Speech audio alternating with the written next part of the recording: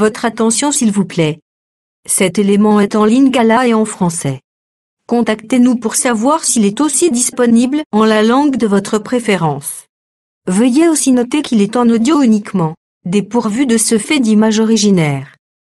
À présent, nous vous convions à suivre, depuis évangile-éternel.com, la rubrique Bible mot à mot, ou l'explication prophétique de toute la Bible, livre par livre, chapitre par chapitre, verset par verset, mot à mot.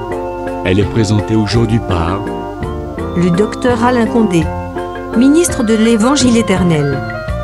Vous pouvez retrouver tous les enseignements de l'homme de Dieu, ainsi que ses Bibles mot à mot sur évangile-éternel.com/alain-condé.html.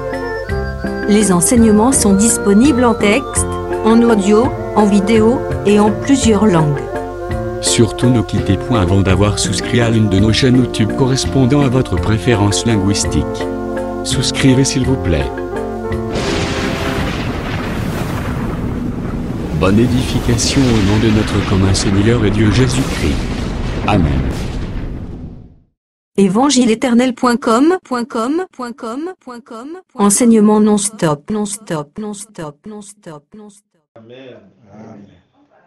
Ah, très content, nous avons bien chanté. Ok. Que le Seigneur Jésus-Christ vous bénisse. Amen. Nous allons continuer notre message sur le livre de Daniel.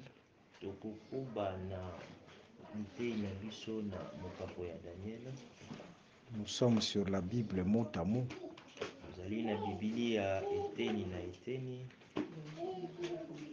Nous avons commencé avec le livre de Daniel. Et maintenant nous sommes au chapitre 5. Mais en dehors de la Bible mot à mot, nous traitons aussi d'autres sujets.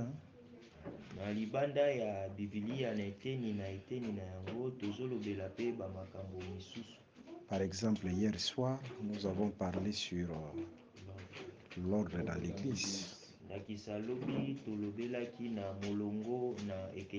Nous avons introduit sur l'ordre dans l'Église. Et nous sommes aussi disposés à recevoir toutes les questions. Ok, nous avons dit le matin,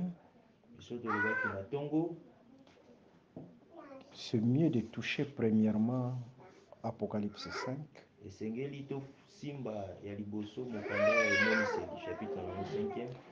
Il n'y a pas d'écriture isolée dans les livres de la vérité.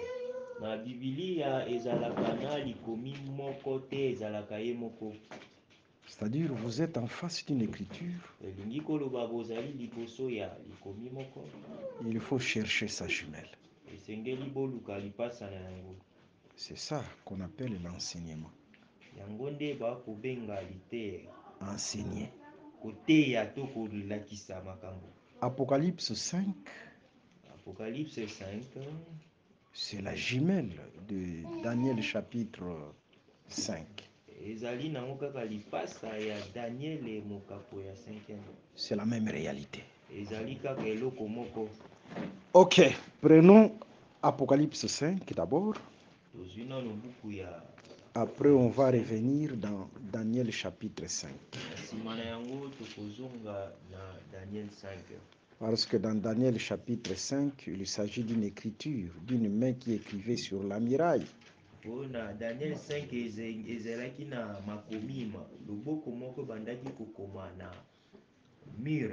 C'était seulement la main, alors où était le corps? Seulement la main. Alors la main a écrit, mais c'était une écriture scellée. Comme un livre fermé. Et personne n'était digne d'ouvrir ces livres. Alors il fallait que Daniel soit présenté par la femme de Belshazzar.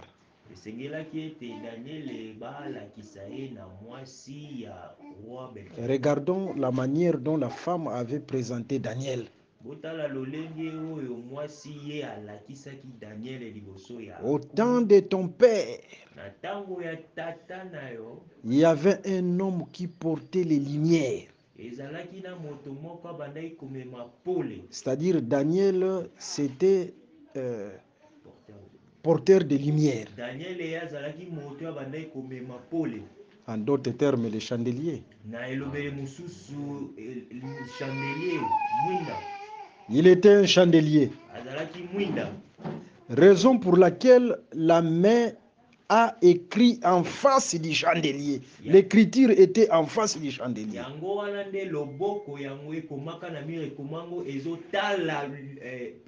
C'est le chandelier qui pouvait éclairer, expliquer cette écriture. Et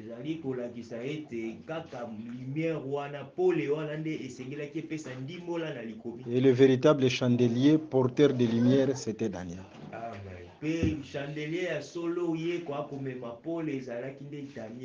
On va y revenir. Prenons Apocalypse chapitre 5. Nous commençons par le verset 1 jusqu'au verset 9. Apocalypse chapitre 5, Ah. verset 1 jusqu'au verset 9. Ok. Nous lisons au nom du Seigneur Jésus-Christ. Amen. Puis je vis dans la main droite de celui qui était assis sur le trône un livre écrit en dedans et en dehors. Puis je vis dans la main droite de celui qui était assis sur le trône un livre écrit en dedans et en dehors, scellé de 7 sceaux. Oui. Et je vis un ange puissant qui criait d'une voix forte: Qui est digne d'ouvrir le livre et d'en rompre les sceaux? Et personne dans le ciel, ni sur la terre, ni sous la terre, ne put ouvrir le livre ni le regarder. Et je pleurais beaucoup de ce que personne ne fut trouvé digne d'ouvrir le livre ni de le regarder. Et l'un des vieillards me dit: Ne pleure point. Voici, le lion de la tribu de Juda, le rejeton de David, a vaincu pour ouvrir le livre et ses 7 sceaux.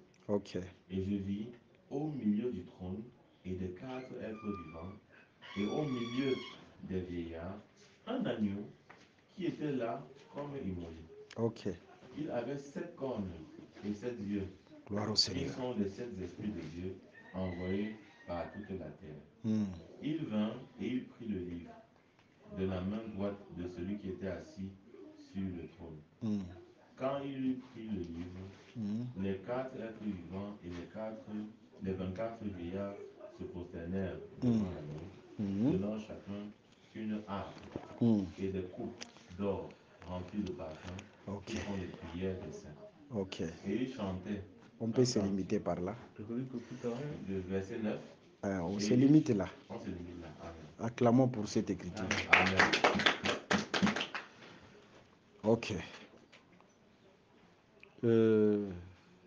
Dans le livre d'Apocalypse chapitre 5, nous sommes en face d'un livre qui est fermé.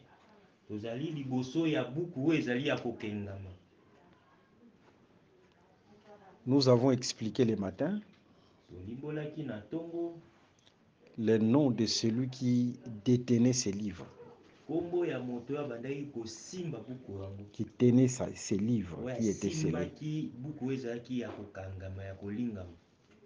Parce que si vous prenez Apocalypse chapitre 5, le verset 1, là on dit seulement celui qui était sur le trône, sans pour autant donner, préciser son nom.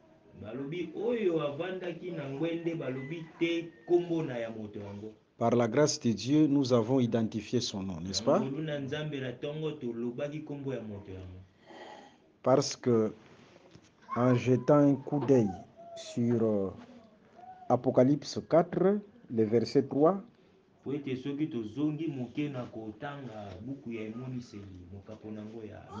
nous avons constaté que celui qui était sur le trône reflétait la pierre de jaspe et la pierre de sardoine.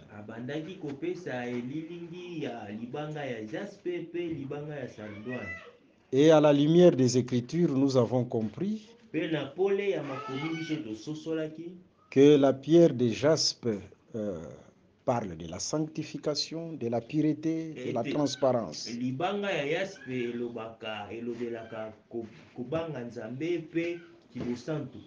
C'est-à-dire, celui qui était sur le trône, c'était un homme saint, si on peut dire ça.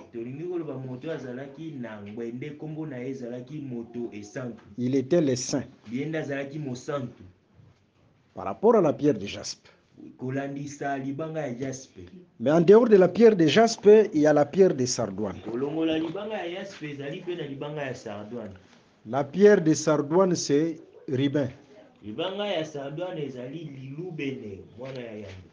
Et nous avons expliqué, selon les Écritures, le premier-né était aussi un père.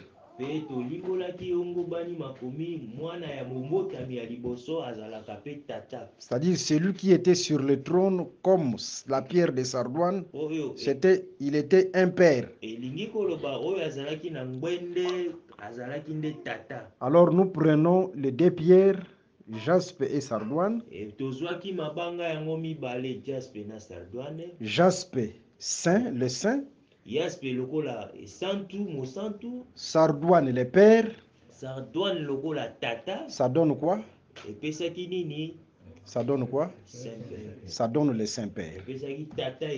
Alors nous avons compris que celui qui est assis sur le trône, c'est le Saint-Père. Amen.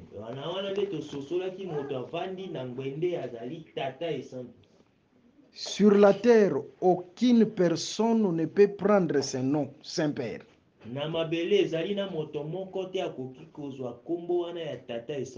Si vous voyez une personne porter ce nom, c'est l'Antéchrist. Le seul Saint-Père, c'est celui qui est assis sur le grand trône, Dieu lui-même.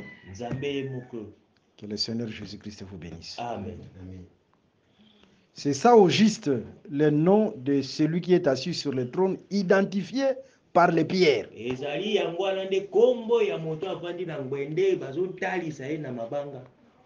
Ok, je ne vais pas faire la récapitulation de tout ce qu'on avait dit. Mais remarquons, nous avons précisé aussi que dans les Saintes Écritures, le livre parle du ciel. Apocalypse 6, le verset 14. On ne lit pas. Apocalypse 6, verset 14. Là, le livre, c'est le ciel. Et nous sommes allés dans le livre de Josué, chapitre 18, le verset 9 à 10.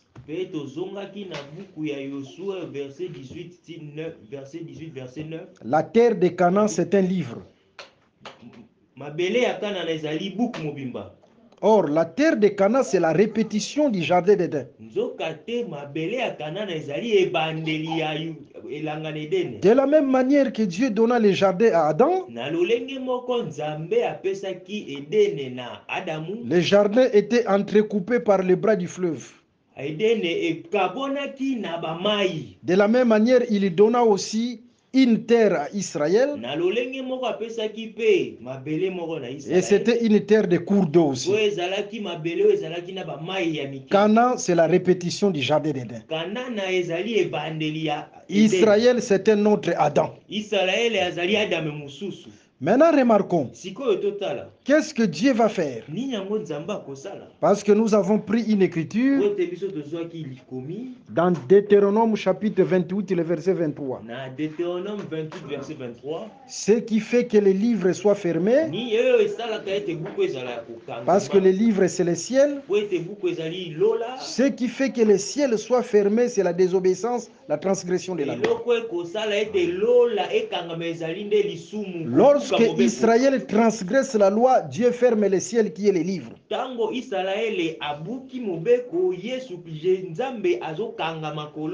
De la même manière, Adam a transgressé dans le jardin. Dieu a fermé les livres qui est le jardin. Il a chassé l'homme. Que le Seigneur Jésus-Christ vous bénisse. Amen. Maintenant, on cherchait qui devait ouvrir ces livres parce que même au temps des prophètes, les livres étaient fermés.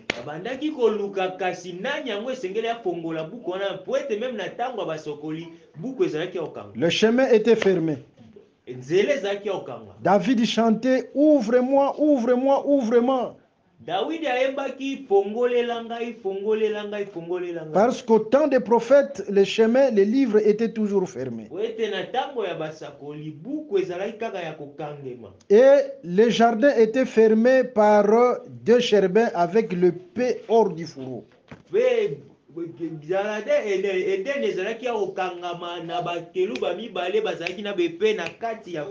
1 Chronique chapitre 21. L'épée hors du fourreau exige, demande un sacrifice. Pour dire tout simplement, pour que la porte du jardin d'Éden soit ouverte,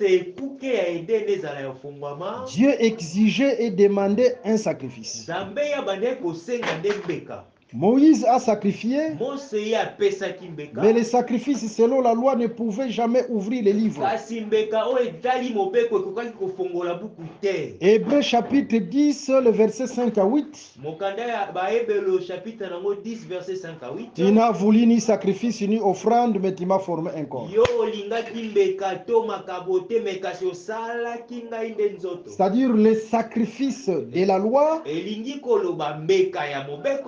pouvaient ouvrir les chemins qui étaient fermés.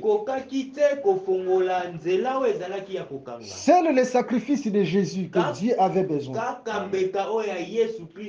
Raison pour laquelle sur la croix, Jésus sur la croix, il était en train de mourir. Il a crié, il y a un voile qui séparait les lieux saints au lieu très saint.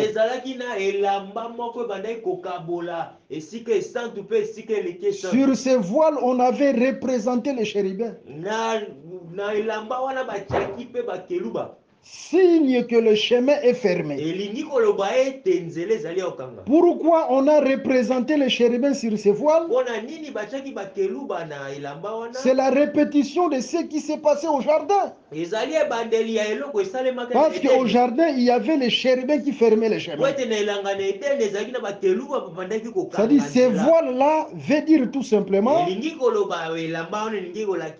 le chemin est fermé. Mais lorsque Jésus est mort, le voile s'est déchiré d'en haut en bas, du haut en bas. C'est un signe que le chemin est ouvert.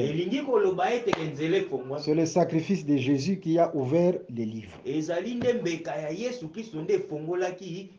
qui a ouvert le chemin. Que Dieu vous bénisse. Amen. Maintenant, l'agneau devait sortir du milieu des vieillards. L'agneau devait sortir du milieu des vieillards. Vous savez, il y avait des mouvements chez Joseph. Parce que interpréter les songes de Pharaon, c'est aussi ouvrir les livres. Amen.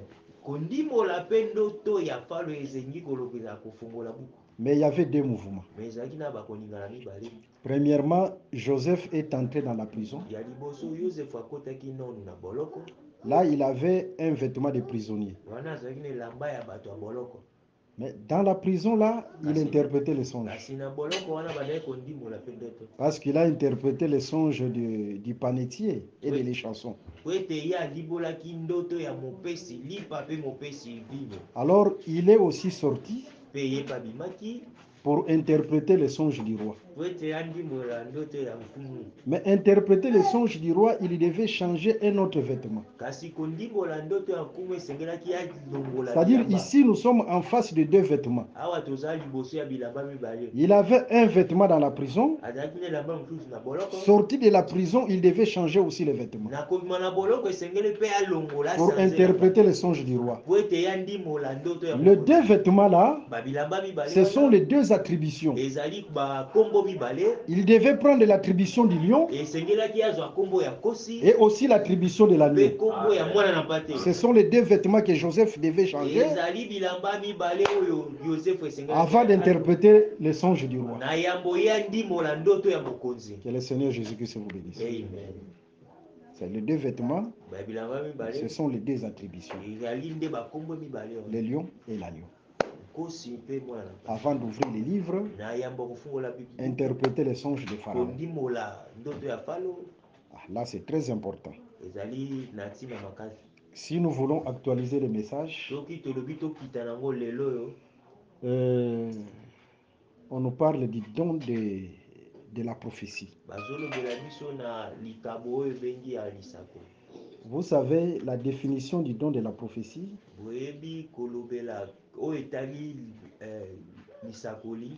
1 Corinthiens chapitre 13, le verset 2. Prends 1 Corinthiens chapitre 13, le verset 2. La définition du don de la prophétie. 1 Corinthiens 13, verset 2. Je dis au nom du Seigneur Jésus-Christ. Amen. 1 Corinthiens 13, verset 2. Oui.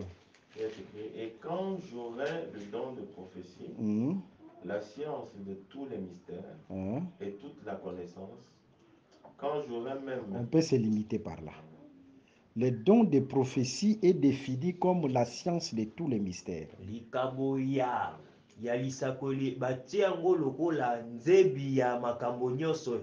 toute la connaissance. C'est-à-dire même la parole de la connaissance, c'est dans les dons de la prophétie. Amen.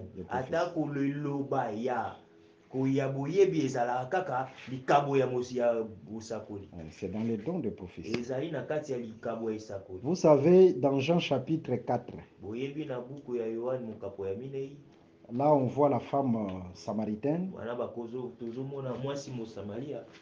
La femme samaritaine a croisé Jésus dans les puits. Mais remarquez, Jésus-Christ a dévoilé tout ce qui était dans son cœur. C'est ce qu'on appelle parole de connaissance. Mais remarquons, lorsque la femme est rentrée au village,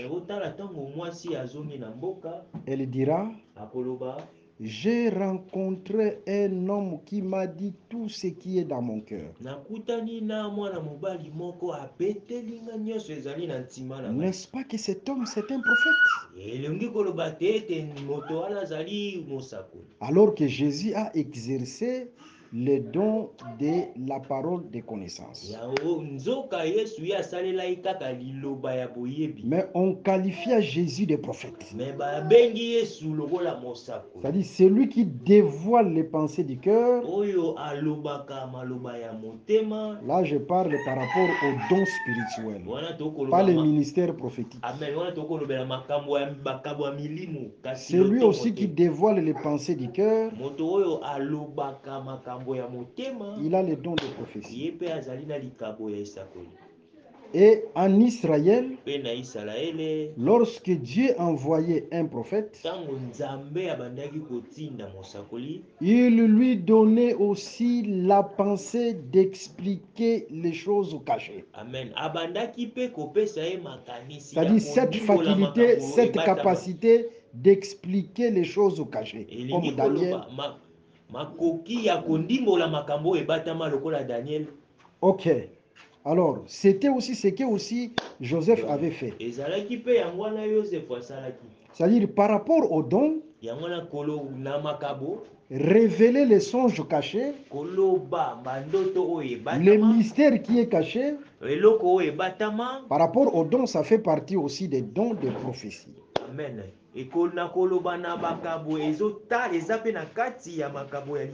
Mais il faut faire très attention lorsque Paul parlait des dons.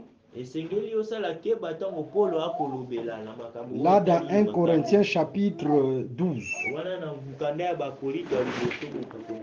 Paul dira ceci: pour ce qui concerne les dons spirituels, frères, je ne veux pas que vous soyez dans l'ignorance. Pour dire tout simplement, les dons spirituels, c'est bon. Mais il faut d'abord que le peuple soit enseigné. Parce que c'est un domaine que le diable utilise aussi. Amen. Le diable se déguise en ange de lumière. C'est pourquoi Paul devait commencer: je ne veux pas, frère, que vous soyez dans l'ignorance. En d'autres termes, frère, je veux que vous soyez enseignés. Amen.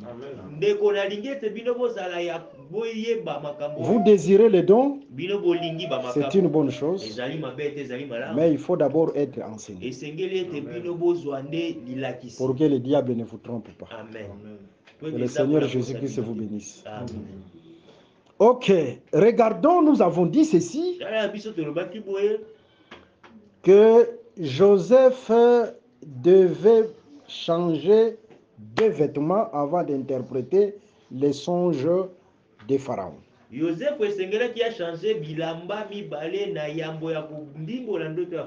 songe de Pharaon, c'est aussi l'image du livre qui était caché. Amen. Les livres fermés, les livres scellés. Alors, pour expliquer ces songes, ouvrir ces livres, il fallait d'abord changer de vêtements. Tout ça, c'est par rapport à Christ. Christ qui devait prendre deux vêtements. Un vêtement appelé le lion, un autre vêtement appelé l'agneau. Mais remarquez, l'agneau devait sortir de 24 veillards. Nous avons dit que les 24 veillards, ce sont les anciens. Les veillards, ce sont les anciens. De la même manière que les parents de Jésus l'ont oublié, ils l'ont trouvé au milieu des veillards. Tout ça, c'est pour confirmer Apocalypse chapitre 5. L'agneau qui devait sortir du milieu des veillards. Cela veut dire tout simplement, Jésus-Christ, même s'il était un enfant, en ce temps-là, il était aussi tout un veillard. Ok. Je ne vais pas donner maintenant les détails sur les 24 veillards, mais on va y arriver.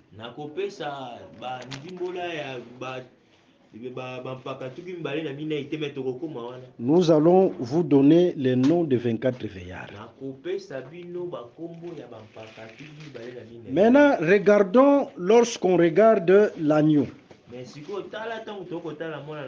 Lorsqu'on observe l'agneau, on remarque que l'agneau porte 7 yeux.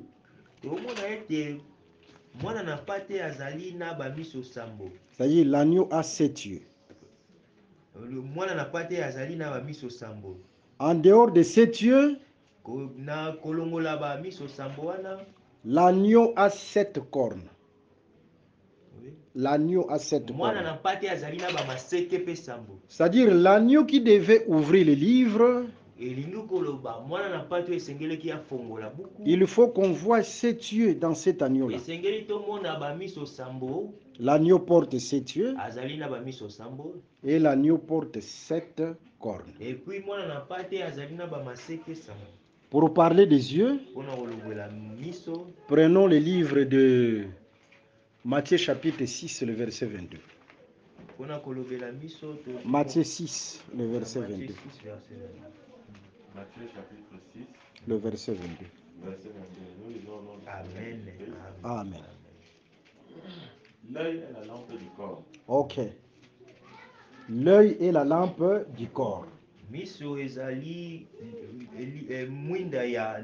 C'est-à-dire l'agneau qui porte 7 yeux. En d'autres termes, on peut dire l'agneau porte 7 lampes. Amen.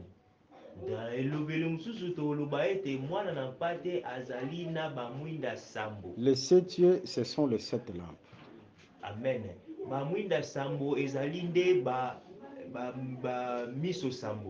Directement, l'agneau devient un chandelier. N'est-ce pas?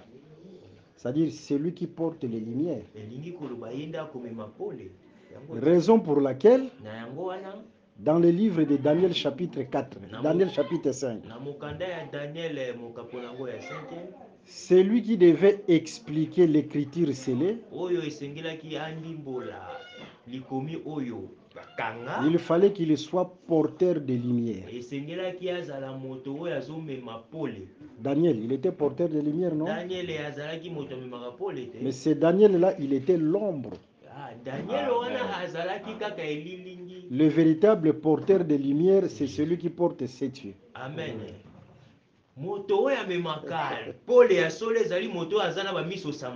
Vous remarquez que Dieu a écrit la Bible d'une manière parfaite.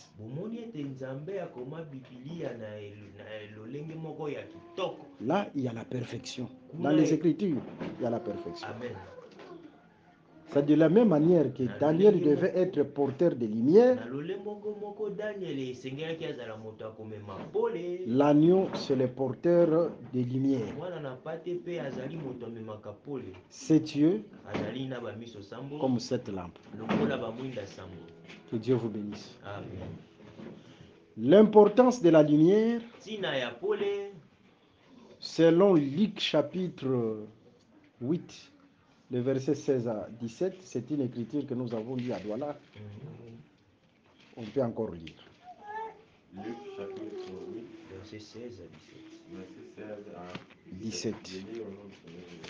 Amen.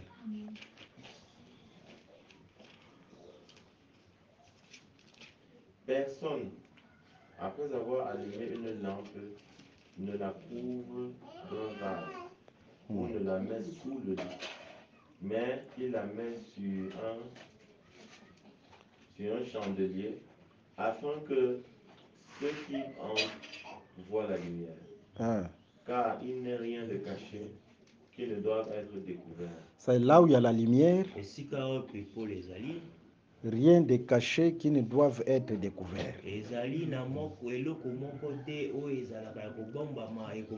Là où il y a la lumière, quelque chose qui se cache doit être découvert. Raison pour laquelle le livre, c'est un livre qui est fermé. C'est un livre qui est scellé. La gloire de Dieu, c'est de cacher les choses. Mais lorsqu'on vient avec la lumière, celui qui porte la lumière vient, même si ce livre est fermé, la gloire de Dieu, c'est de cacher les choses. Ce livre doit être ouvert.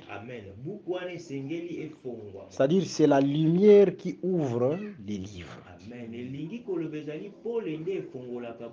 Ouvrir les livres, c'est expliquer. Est-ce que nous avons compris? C'est pourquoi la main devait écrire en face du chandelier.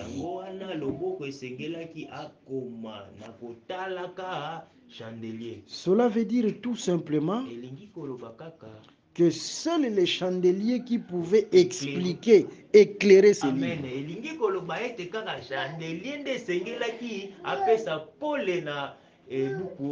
Il faut faire très attention si quelqu'un se fait appeler chandelier.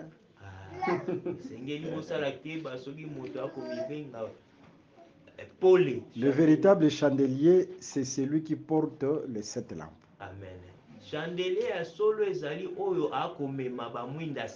C'est le Seigneur Jésus-Christ qui devait expliquer, ouvrir les livres. Je vous assure que cela doit nous servir aussi d'instruction. C'est-à-dire devant Jésus-Christ, même si les choses sont fermées, les choses ne marchent pas, Jésus est capable d'ouvrir les choses fermées. Est-ce que vous comprenez? Même si les choses ne marchent pas. Comme la mer Rouge qui était fermée devant le peuple.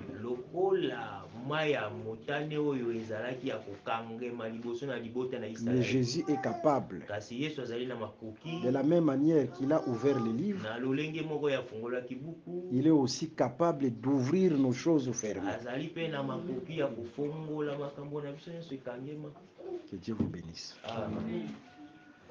Mais remarquons, nous avons lu une écriture dans les livres de Proverbes chapitre 6, le verset 30 à 31. On peut encore lire. Proverbes chapitre 6, le verset 30 à 31. Proverbes chapitre 6, verset 30 à 31. Oui, oui. Amen. Amen. On ne tient pas pour innocent le voleur qui dérobe pour satisfaire son appétit quand il a faim. Si on le trouve, il fera une restitution au septuple. Il donnera tout ce qu'il a dans sa maison. Là, le chiffre 7, c'est le chiffre de la totalité. C'est-à-dire l'agneau avec 7 yeux. Cela veut dire tout simplement que l'agneau voit tout. Avec 7 yeux, il voit tout. Il sonde le cœur et les reins. C'est clair, hein? J'ajoute une autre écriture concernant les yeux. Nous sommes dans les livres de Pierre.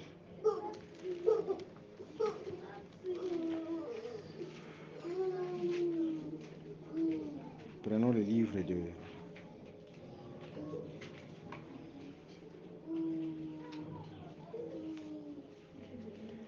2 Pierre chapitre 1.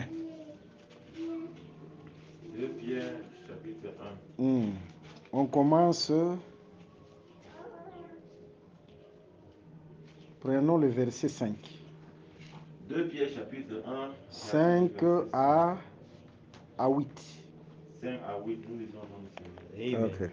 À cause de cela même, faites tous vos efforts pour joindre à votre foi la vertu. Pour joindre à votre foi quoi? La vertu. C'est quoi? Si on avait les tableaux, on devait écrire. Il y a d'abord la vertu. Écrivez même à côté. La vertu, oui. À votre foi la vertu, à la vertu la science. À la vertu la science. 2, c'est la science. 2, la science. À la science, la tempérance. 3, la tempérance.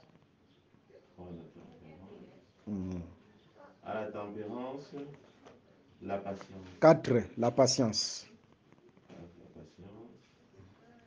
À la patience, la piété. 5, la piété. 5, la piété. À la piété, l'amour fraternel. 6, l'amour fraternel. L'amour fraternel. À l'amour fraternel, la charité. 7, la charité. Oui, continue la lecture. Car si ces choses sont en vous, et ils sont avec abondance, elles ne vous laisseront point oisifs ni stériles pour la connaissance de notre Seigneur Jésus. Ok. Verset 9. Verset 9. Mais celui en qui ces choses ne sont point est aveugle. Celui en qui ces choses ne sont point, il est qui? Aveugle. Pour dire tout simplement que toutes ces choses, ce sont les yeux. Ce sont les 7 yeux. Est-ce que vous avez compris? Ces 7 choses sont les 7 yeux. C'est clair, non? Ce sont les 7 yeux de l'agneau. Que Dieu vous bénisse. Amen. Ok. L'agneau devait porter 7 yeux parce que il est le véritable chandelier. Amen.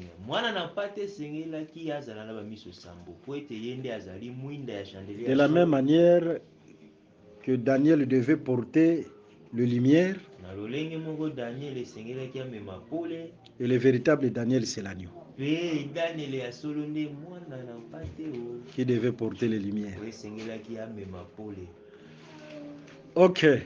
En dehors de 7 yeux, l'agneau porte 7 cornes. Amen.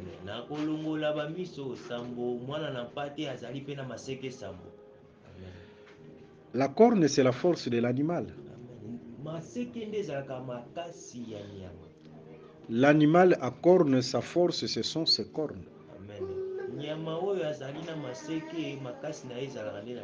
Je vais vous donner un temps prophétique ici.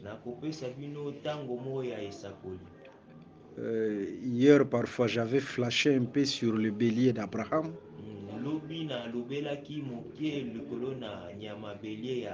Mais nous allons comparer Genèse chapitre 22 et Apocalypse chapitre 5.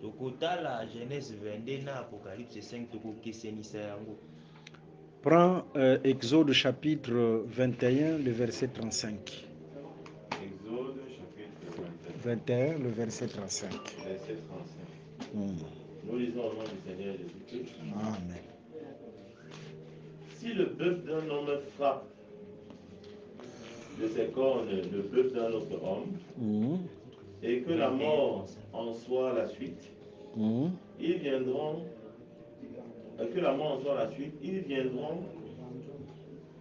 ils vendront le bœuf vivant et en partageront le prix. Ok, on peut se limiter là. Ce qui nous intéresse là, ce sont les cornes. C'est-à-dire l'animal à cornes, sa force, ce sont ses cornes.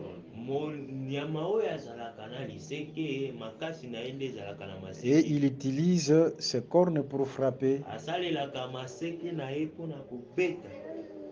Seulement dans Genèse chapitre 22, le bélier qui est venu du ciel, avec les cornes retenues,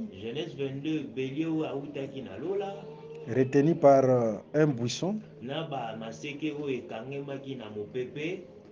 ce bélier ne pouvait frapper. Parce que ses cornes sont retenues. C'est tout un temps prophétique. Hein? Ça, c'est tout un temps prophétique. Parce qu'il y a un buisson qui devait retenir les cornes du bélier qui frappait depuis la loi.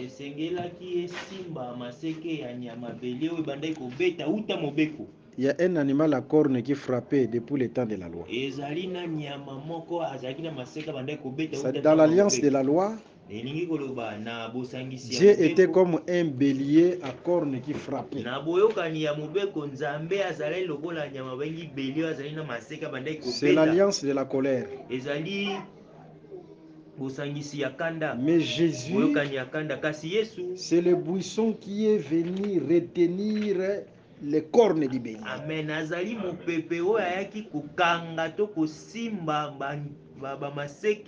C'est le buisson qui a retenu, les cornes du bélier. Par l'œuvre de la croix, il a apaisé la colère de Dieu. Amen. Vous remarquez ce buisson-là qui a retenu les cornes. Mais si vous faites la comparaison avec l'agneau de l'Apocalypse 5. L'agneau de l'Apocalypse 5, ses cornes ne sont pas retenues. Il faut faire très attention. C'est tout un temps prophétique. C'est-à-dire il y aura un temps où les cornes seront retenues, c'est le temps de la grâce. Il y aura un autre temps où les cornes ne seront pas retenues. C'est le temps où Dieu viendra frapper. C'est le temps de la colère de l'agneau. Sur le plan prophétique. Je vais dire quelque chose là-dessus. Mais avant de venir là-bas, vous allez remarquer Samson. Il avait cette tresse. Sa force venait de cette tresse. C'est cette tresse, c'est l'image de cette corne. Que Dieu vous bénisse. Amen. Parce que la force de Samson venait de cette tresse. Mais il fallait que Samson devienne faible. Il fallait qu'il devienne faible. Il donna sa chevelure à la femme. Et il est devenu faible. La chevelure ou les cheveux de Samson, c'était l'autorité et le pouvoir de Samson. Avec le chiffre 7, toute autorité et tout pouvoir m'a été donné. C'est ça, le cheveu de Samson. Le chiffre 7 comme le chiffre de la totalité. Amen. C'est-à-dire tout pouvoir m'a été donné. C'était l'autorité. Mais il prend cette chevelure, il la donne à la femme. Pour dire tout simplement, c'est vrai que toute autorité m'a été donnée. Femme, je te la donne. Aujourd'hui, l'autorité du Christ, c'est dans la femme. Dans l'église. C'est-à-dire une véritable église doit manifester la puissance et l'autorité de Jésus. Aujourd'hui, si vous voulez voir la puissance de Jésus, l'autorité de Jésus, c'est dans l'église. Comme la maman qui est venue avec l'enfant, même si l'enfant est malade, nous prions au nom de Jésus, Dieu guérira l'enfant. Que Dieu vous bénisse. Amen. J'étais en Afrique du Sud en mission, juste un petit témoignage. On m'a amené dans une université à Cape Town. Une grande université. On a croisé un professeur là-bas parce que j'avais une conférence que je devais animer là-bas. On a croisé un professeur qui avait la main sèche. La main sèche, hein? Sèche. Il était infirme de la main. Et la main ne pouvait bouger. Hein? Alors j'étais là, j'enseignais, je prêchais. Mais j'ai regardé le professeur. J'ai lu dans ses yeux, il avait la foi. Parce que la foi déclenche les miracles. J'ai appelé le professeur est venu devant. C'est un professeur qui avait dépensé l'argent pour cette main-là. Il est allé même en Europe, dans beaucoup de pays. Et là, en Afrique du Sud, la médecine aussi. C'est la médecine de bonne qualité. Mais le médecin ne pouvait rien faire. J'ai appelé le professeur. Je lui ai dit, lève tes mains, je vais prier pour toi. Oh, cette main ne se levait pas. J'ai prié pour lui, je lui ai imposé les mains. Il a senti une chaleur qui traversait son bras, sa main. Directement, il a levé sa main. Dès ce jour-là, il était guéri totalement. Amen. Pour dire qu'aujourd'hui, la puissance, parce que la puissance, l'autorité de Jésus doit se manifester dans l'Église. Mais cette puissance doit marcher avec le vrai enseignement. Amen. Pour ce qui concerne les dons spirituels, Amen. Je ne veux pas, frère, que vous soyez dans l'ignorance. Ça doit commencer par là. Ça doit commencer par l'enseignement. Mais aujourd'hui, qu'est-ce que nous remarquons? Les gens viennent d'abord avec les miracles. Vous regardez l'enseignement, même pas d'enseignement. Non, c'est l'enseignement qui doit guérir. C'est la parole qui doit guérir. Parce que la parole, c'est Jésus lui-même. Que Dieu vous bénisse. Amen. C'est-à-dire les 7 tresses de Samson, c'est la totalité du pouvoir. Le chiffre 7 comme le chiffre de la totalité. Tout pouvoir et toute autorité, tout pouvoir m'a été donné. Raison pour laquelle on devait aussi trouver les yeux de Samson. Jésus-Christ comme le véritable Samson. Avant d'aller à la croix, on lui a mis un tissu aux yeux. On lui a couvert les yeux. On lui a mis un tissu. On lui a couvert les yeux. Tout ça, c'est pour accomplir les Écritures. Il était le véritable Samson. Mais je voudrais dire quelque chose sur la chevelure. Avant d'avancer, prendre un angle prophétique, venons d'abord à la doctrine. Vous savez, si vous prenez 1 Corinthiens chapitre 11, d'ailleurs c'est mieux qu'on lise. 1 Corinthiens chapitre 11, verset 2, deuxième verset jusqu'au 15e verset, jusqu'au 16e verset. Oui, oui. 1 Corinthiens chapitre 11, 2 à 11. 2 à 16. 2 à 11 et 2 à 16, pardon. Amen.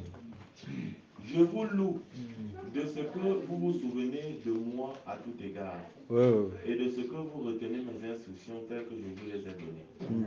Je veux cependant que vous sachiez que Christ est le chef de tout homme, que l'homme est le chef de la femme, et que Dieu est le chef de Christ. Ok. Tout homme qui prie ou qui prophétise, la tête couverte déshonore son chef. Toute femme, au contraire, qui prie ou qui prophétise, la tête non voilée déshonore son chef.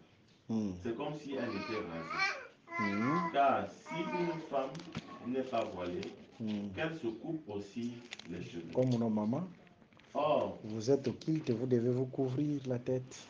Amen. Oui, continue. Or, s'il est honteux pour une femme d'avoir les cheveux coupés ou d'être rasée, qu'elle se voie. L'homme ne doit pas se couvrir la tête, puisqu'il est l'image et la gloire de Dieu. Amen. Tandis que la femme est la gloire de l'homme. En effet, l'homme n'a pas été tiré de la femme, mais la femme a été tirée de l'homme. Et l'homme n'a pas été créé à cause de la femme, mais la femme a été créée à cause de l'homme. C'est pourquoi la femme, à cause des anges, doit avoir sur la tête une marque de l'autorité dont elle dépend. Ok. Toutefois, dans le Seigneur, la femme n'est point sans l'homme et l'homme sans la femme. Car, de même que la femme a été tirée de l'homme, de même l'homme n'existe pas à la femme. Et tout vient de Dieu. Jugez en vous-même. Est-il convenable qu'une femme prie Dieu sans se voiler? C'est ça. Sans être voilée? La nature elle-même ne vous enseigne-t-elle pas que c'est une honte pour l'homme de porter de longs cheveux, mais que c'est une gloire pour la femme d'en porter? C'est-à-dire la chevelure, c'est aussi la gloire. Hein? La gloire. Ok, la chevelure, c'est la gloire. Retenons bien cette écriture. La chevelure, c'est la gloire. Okay. Parce que la chevelure lui a été donnée comme un voile. Si quelqu'un se plaît à contester, nous n'avons pas cette habitude. Non plus que les églises de Dieu. Gloire au Seigneur. Amen. C'est-à-dire sur terrain, on verra aussi d'autres personnes qui vont contester cet évangile.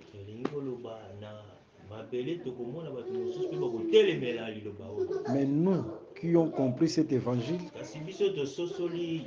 nous n'avons pas cette habitude de contester l'évangile parce que nous avons déjà compris. Regardons, je voudrais toucher quelque chose sur la chevelure. 1 Corinthiens 11, le verset 15, la chevelure parle de la gloire. 1 Corinthiens 11, raison pour laquelle la femme doit couvrir sa tête. C'est un signe d'humilité. Là, nous parlons par rapport à la doctrine. Hein? Par rapport à la doctrine. L'homme ne peut avoir beaucoup de cheveux. Ça, c'est l'enseignement de Paul, l'enseignement des apôtres. Amen. Pourquoi? Parce qu'il y a le véritable homme qui avait donné sa chevelure à la femme.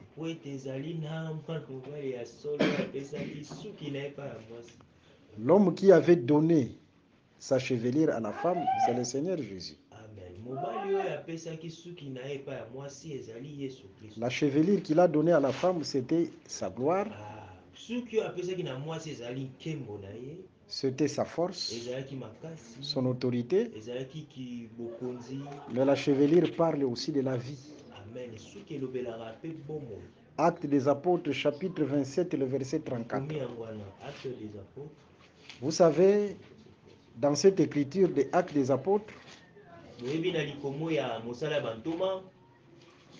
c'était Paul qui était 27 et le verset 34. Tu peux lire ça. Acte chapitre 27, verset 34. Amen. Je vous invite donc à prendre de la nourriture, car cela est nécessaire pour votre salut. Et il ne se perdra pas un cheveu de la tête d'aucun de vous. Il ne se perdra pas un cheveu de la tête d'aucun de vous. Selon cette écriture, lorsque une personne perd le cheveu tombe, c'est un signe de la mort. C'est-à-dire perdre les cheveux, c'est mourir. Cela veut dire tout simplement que la chevelure, c'est la vie. Si vous perdez la chevelure, c'est la mort, selon cette écriture. En d'autres termes, Samson qui donna sa chevelure, cela veut dire aussi Jésus qui avait donné sa vie à la femme.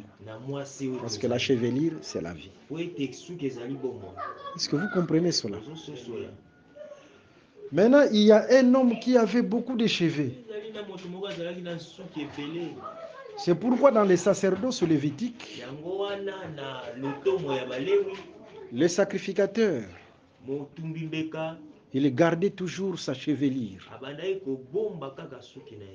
Là, c'est dans les livres de Lévitique, chapitre 21.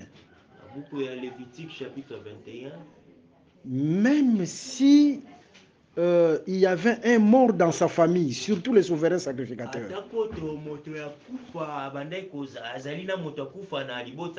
il ne pouvait quitter les sanctuaires, aller vers les morts.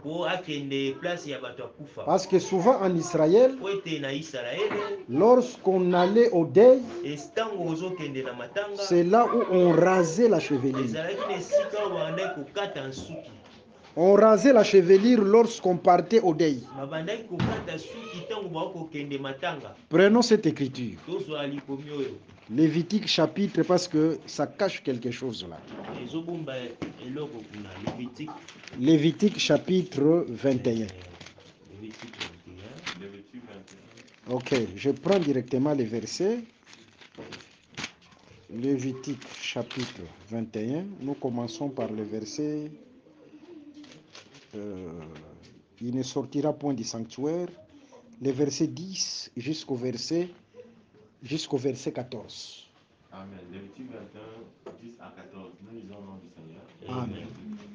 Le sacrificateur qui a la supériorité sur ses frères, sur la tête duquel a été répandue l'huile d'onction, et qui a été consacré et revêtu de vêtements sacrés, ne découvrira point sa tête et ne déchirera point ses vêtements. Il n'ira vers aucun mort. Il ne se rendra point impur, ni pour son père, ni pour sa mère. Ok. C'est fini, hein? Vous avez dit là, c'est jusqu'à 14 heures. Okay. On peut s'éliminer. Il ne sortira point du sanctuaire et ne profanera point le sanctuaire de son Dieu. Car l'huile d'onction de son Dieu est une couronne sur lui. Je suis l'Éternel. Il prendra une femme. On peut se limiter par là. Amen. Vous voyez, le souverain sacrificateur ne pouvait sortir du sanctuaire. Même s'il y a un membre de sa famille qui est mort, il ne partira pas.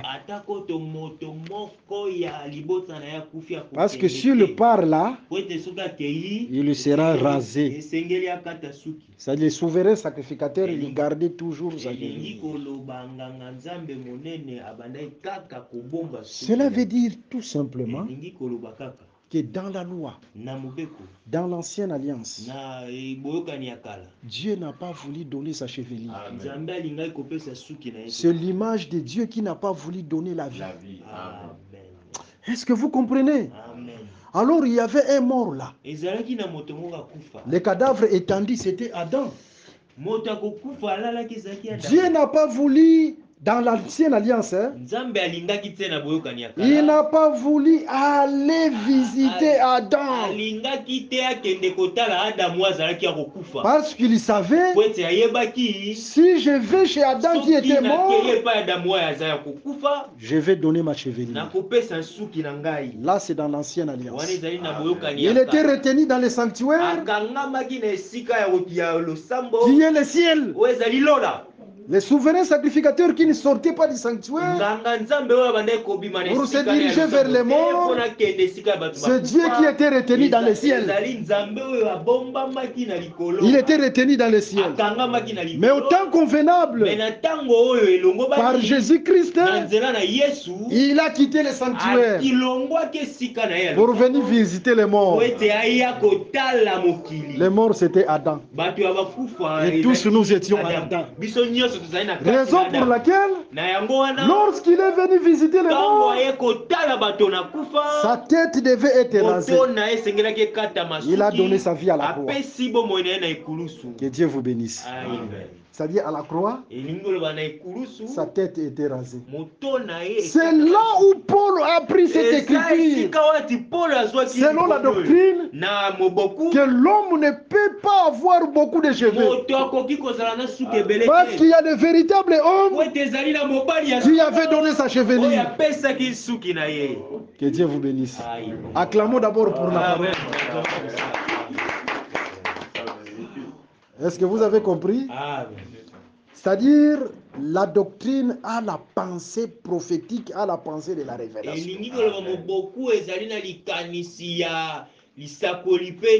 C'est là où Paul a puisé cette écriture de 1 Corinthiens chapitre 11. L'homme ne peut pas avoir beaucoup de cheveux parce qu'il y a un homme qui avait donné la chevelure à la femme. Non, par contre, la femme peut avoir beaucoup de cheveux. Pourquoi? Parce que c'est la femme qui détient la chevelure. Mais il faut faire très attention, la chevelure, c'est la gloire. Lorsque la femme t'approche devant Dieu avec tes cheveux, il faut couvrir cette gloire. C'est un signe d'humilité. Qu'il croisse et que je diminue. Les femmes qui ne se couvrent pas, lorsqu'ils s'approchent devant Dieu, ce sont des orgueilleuses. Ce sont des orgueilleuses. Mais la femme doit se couvrir parce que c'est un signe d'humilité. Que Dieu vous bénisse. Vous savez, il y a une différence entre nous et les sœurs catholiques. Chez nous, là au Congo, il y a une église qu'on appelle le Kimbangiso. Et aussi, les femmes se couvrent. Hein? Les sœurs religieuses aussi se couvrent. Hein? Alors, qu'est-ce que nous allons dire? Est-ce qu'ils sont dans le bon chemin? Nous disons loin de là. Vous savez, les sages, tout ce qu'il fait, tout ce que les sages font, il doit connaître l'essence de ce qu'il fait. C'est-à-dire un sage. Par exemple, moi, femme, je couvre ma tête. Je dois savoir pourquoi je couvre ma tête. C'est ça dans l'évangile. C'est différent avec les sœurs religieuses. Elles se couvrent la tête, mais ne savent pas pourquoi elles couvrent la tête. Ça, c'est le sacrifice des insensés. Mais les sages, je couvre ma tête, je dois savoir pourquoi je couvre ma tête. Si je ne sais pas ça, je ne suis pas différente de Kimbangiste et de ça. Ce qui fait la différence entre nous et eux, nous connaissons l'explication de ce que nous sommes en train de faire. Et là, nous sommes des sages. Les sages et celui qui connaît l'explication des choses. Que Dieu vous bénisse. Amen. Alors, l'explication, c'est quoi? On se couvre parce qu'il y a le véritable Samson qui avait beaucoup de cheveux, mais il est devenu faible parce qu'il a donné sa chevelure à la femme.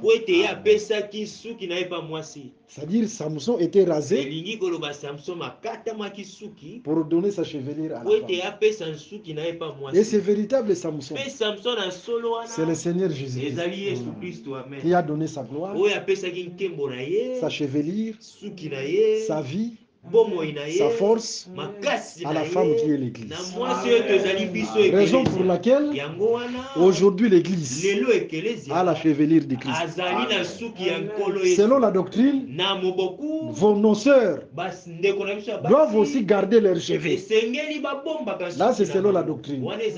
Mais si vous venez prier, la chevelure comme gloire, vous devez couvrir cette gloire. C'est un signe d'humilité. Que le Seigneur Jésus-Christ vous bénisse. Bon, pour le moment, on peut se limiter par là. Oh, on répond d'abord à la question. Oui. L'Écriture a précisé quelque part à cause des anges.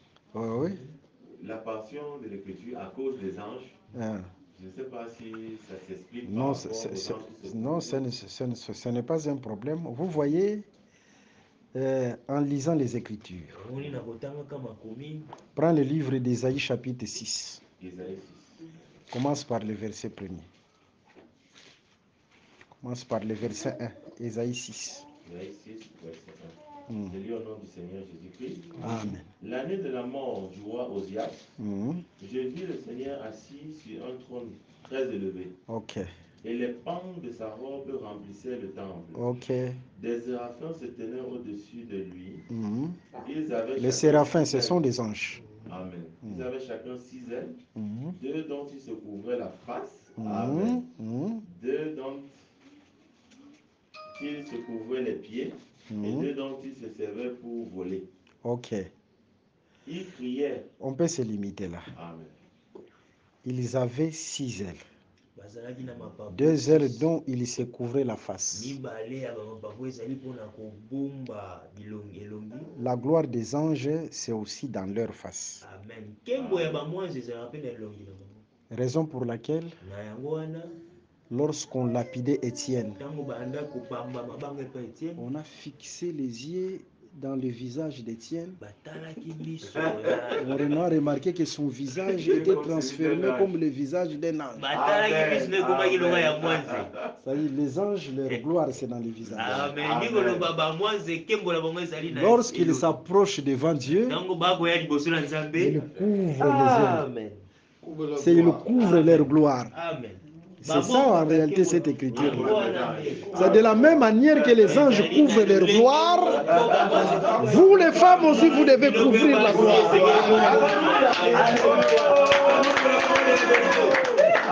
Amen. De la même manière que les anges couvrent leur gloire. Il doit couvrir sa gloire. C'est dans Ésaïe 6, je crois. Ok, bon, on va continuer la nuit. Nous rappelons nos numéros.